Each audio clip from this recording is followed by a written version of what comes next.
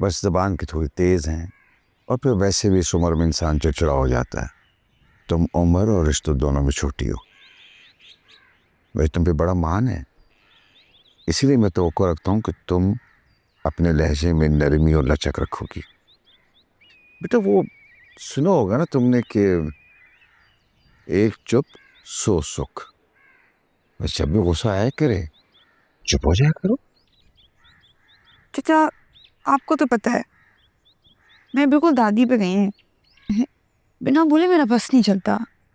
अपनी तरफ से मैं पूरी कोशिश कर रही हूँ, मगर फिर भी पता नहीं क्यों मुझे ऐसा लगता है कि चच्ची को शायद मुझसे कोई कोई अलग ही मसला है। और आपको वो वाकया याद है जब चच्ची छुरी लेके मुझे... नहीं, वो जरा सी गलतफहमी थी बेटा, तुमने वैसी ही बात दिल से लगा रखी है।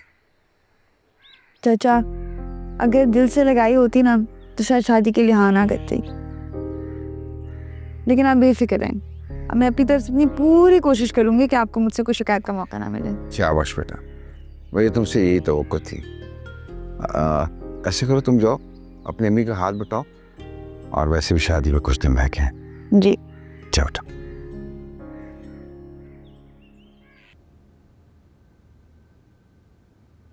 सलाम अलैकुम दादी।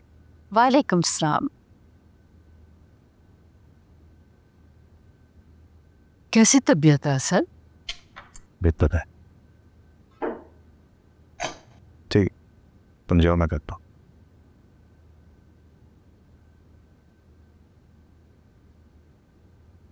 दादी ऑमलेट?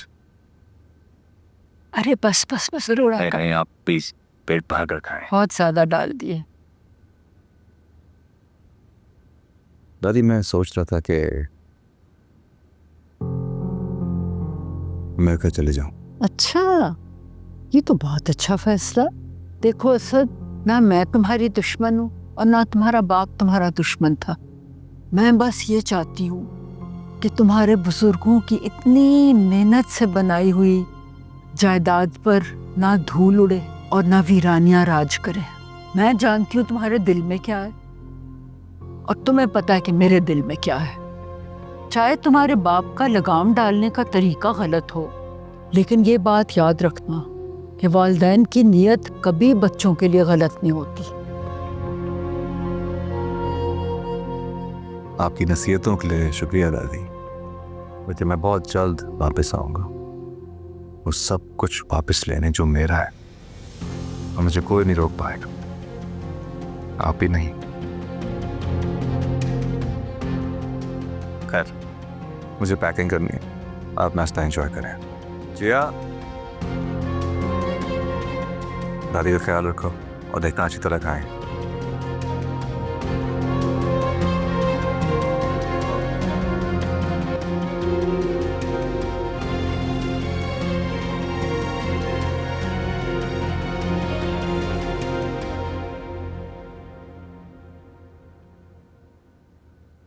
क्या क्या सोचा था मैंने कि अपनी शादी के हर इवेंट के ऊपर मैं कोई ना कोई डिजाइनर आउटफिट रखूंगी, लेकिन यहाँ पे तो सारे राजा बाजार के आउटफिट्स ही पड़े हैं।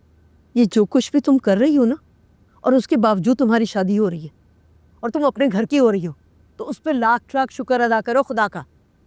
ये सारी चीज़ें हमने अपनी हैसियत से बढ़कर खरीदी हैं, बहुत प्यार से। थोड़ी सी तो कदर करो। सब कुछ अच्छा करने की कोशिश की और तुम्हें एहसास नहीं हो रहा। तो मेरी कौन सी किसी बिजनेस टाइकून से शादी हो रही है? अम्मी, अम्मी वैसे मैं याद रखूंगी पूरी जिंदगी किस तरह आपने मुझे बोझ समझ के बस ब्याह दिया। हाँ, तुम एक बोझ हो और ऐसा बोझ कोई भी शरीफ माँ अपने कंधों पर नहीं उठा सकती। अब अपनी जबान बंद करो और अपने कमरे में जाओ, और ये जो गज भर की जबान है ना, इसको यहीं छोड़कर जाना। माएँ तो ये बातें बर्दाश्त कर लेती है, लेकिन सासें कभी बर्दाश्त नहीं कर सकती। चलो जाओ, दफा हो जाओ।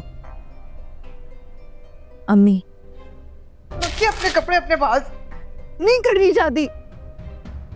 मर जाओ फिर तुम। अम्मी, अल्लाह का वास्ता है, आपको ऐसी बातें मुंह से मत निकाला करें। खुशी को भी खाप में मिला देती है।